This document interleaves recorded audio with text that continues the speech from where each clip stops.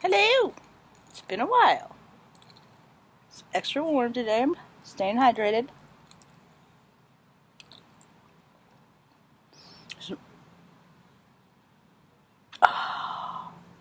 Got a haircut. It was unintentional, but I'm happy about it. It's way more salt and pepper. Look at my widow's peak. You guys know what those are supposed to mean, right? And no, Dracula thing, whatever. This. Anyway, today we're facing shit because we have a lot of work to do. I've been busy. I don't know about my spiritual peers, but I've been so busy. There's a lot of stuff happening. So, the focus today on the message today is inner child. That's why we're looking at the shed. Because it's going to take a lot of work for people to get back there. I just got tired thinking about it. So what happens is, everybody has a soul. Everybody has a spirit. Call it what you want. And when you're born, you go into a physical body.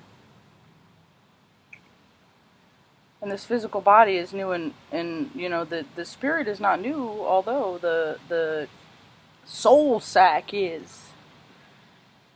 So it's just all wonder. Everything is wonder and awe. And if you think about how fast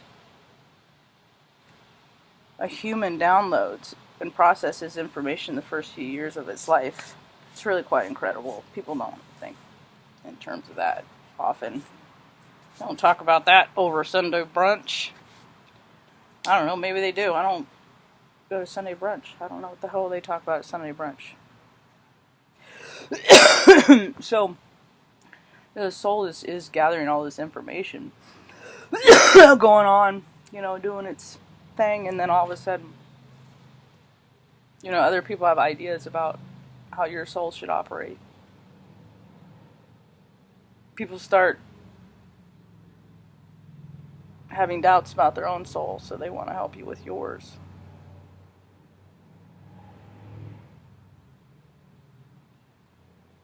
And when that happens, it's the first increment of purity that's removed.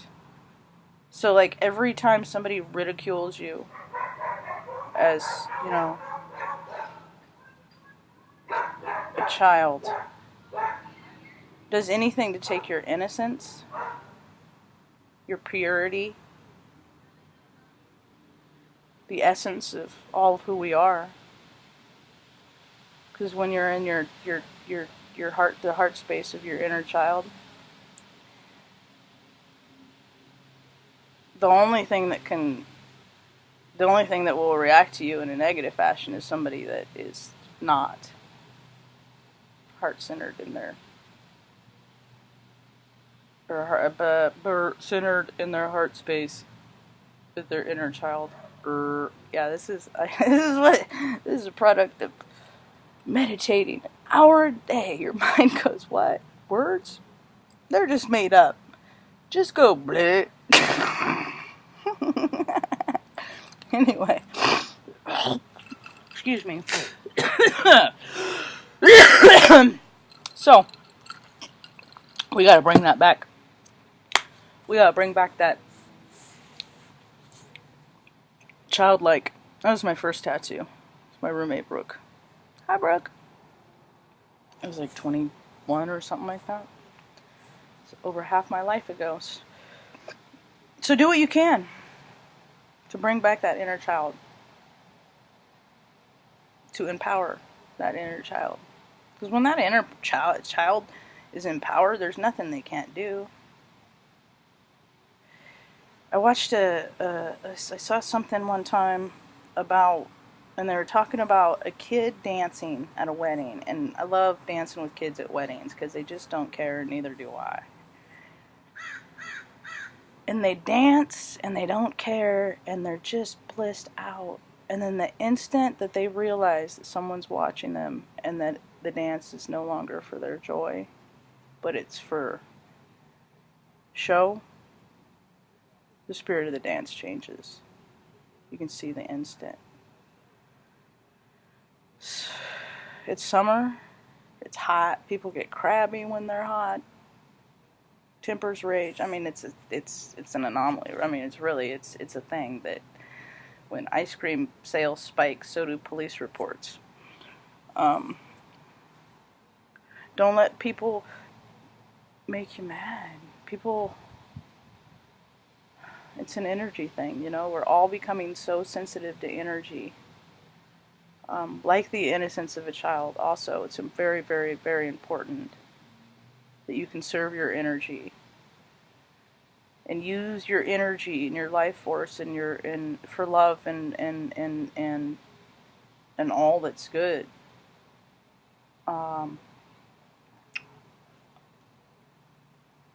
It seems like there's things I'm forgetting, but that's cool. I'm gonna start doing more stuff, more of the other two categories of my videos with how to, you know, get past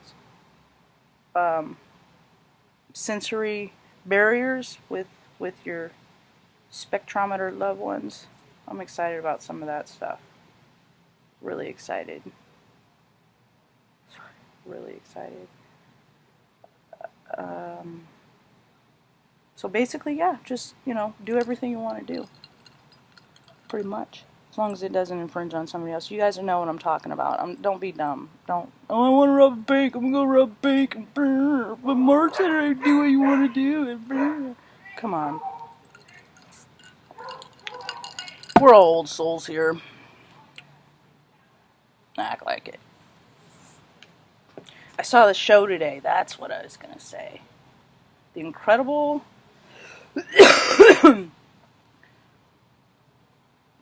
Jessica. I'll look it up. The Incredible Jessica. The Incredible Jessica something or other on the Netflix. And I loved it. The reason why I loved it is because it offers and kind of a program, it kind of gives it. Would you get aha moments from shows and things like that? Those are downloads. You're getting new ideas. You're like, hey, that's what a lot of this stuff is. You know, a lot of directors and writers and things like that are trying to put out new ways of thinking and ideas. They're just trying to let you know that or give you the idea that you're coming up with the idea on your own. It's really quite brilliant. Anyway, so I get a lot of my downloads and my stuff through TV. Like, how many times do you watch a show and the show is exactly about what's going on in your life?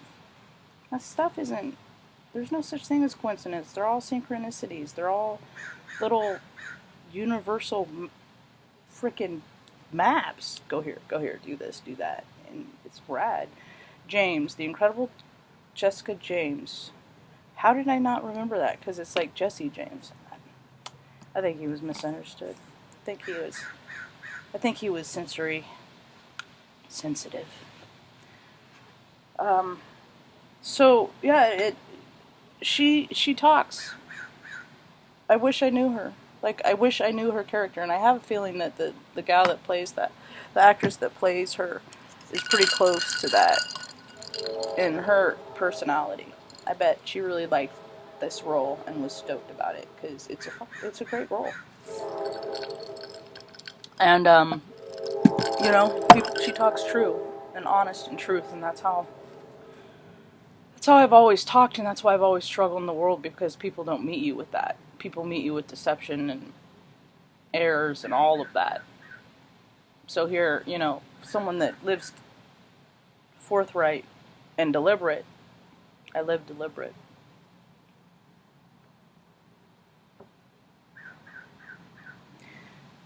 It just reminds me that my light is equally congruent to my dark, and I really need to keep my light, or my dark,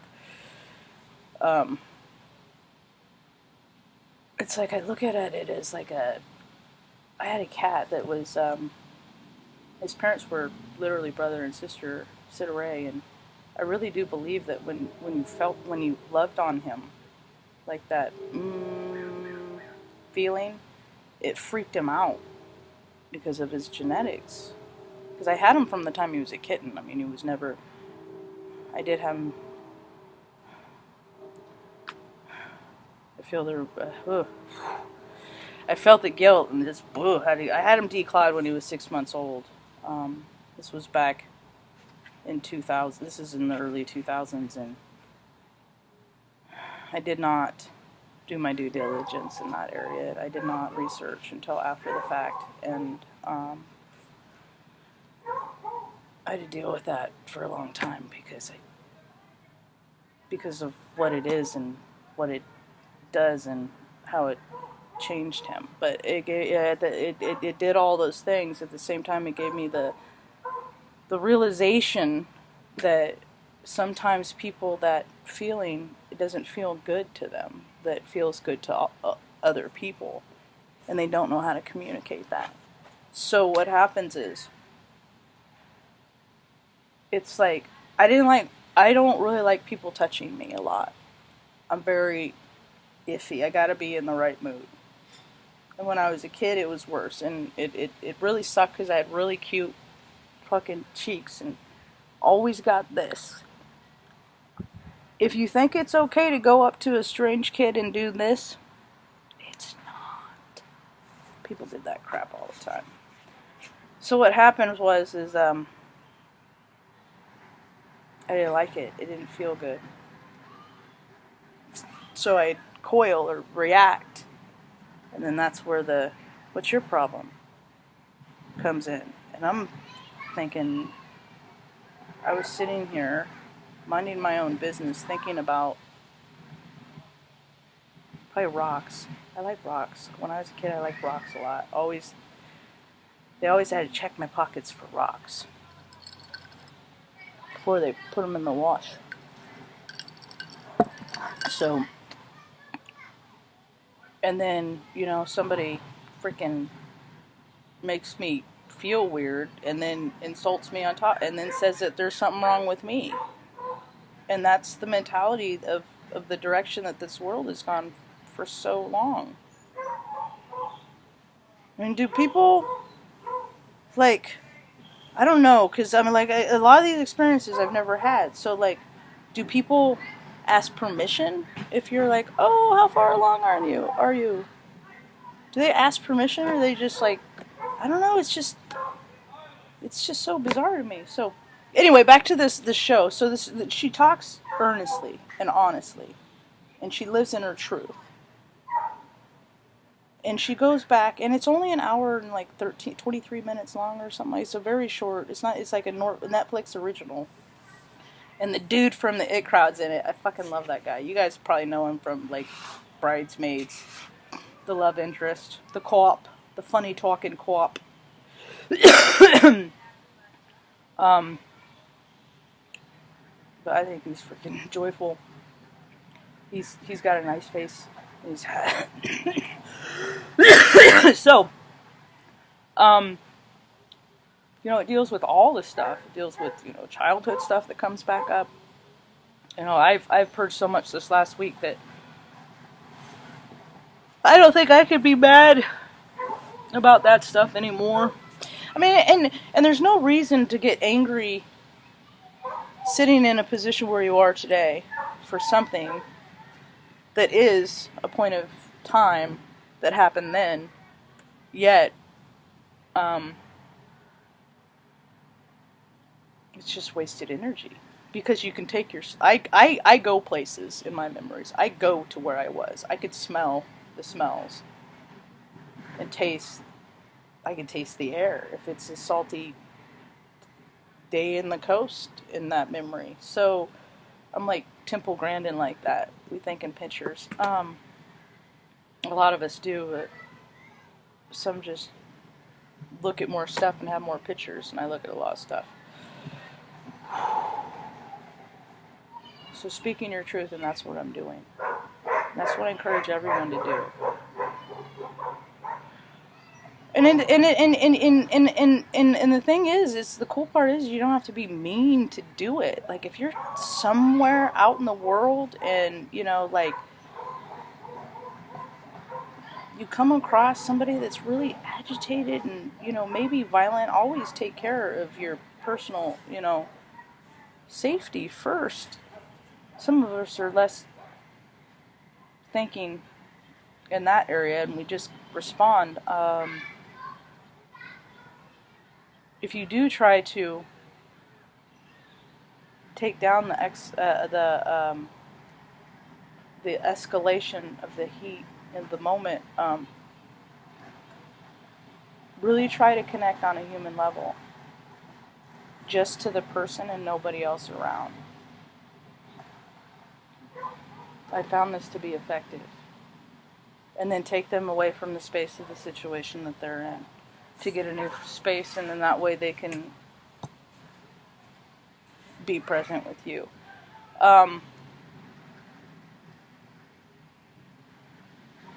There's resolutions all over the place. People need to be okay with holding the hand of their inner child and saying, this isn't okay. It's not okay. Or, this is okay. Or, thank you for acknowledging me and seeing me in that light. It makes me feel good when people see the light I have to offer. So, you can't ask for better weather than this.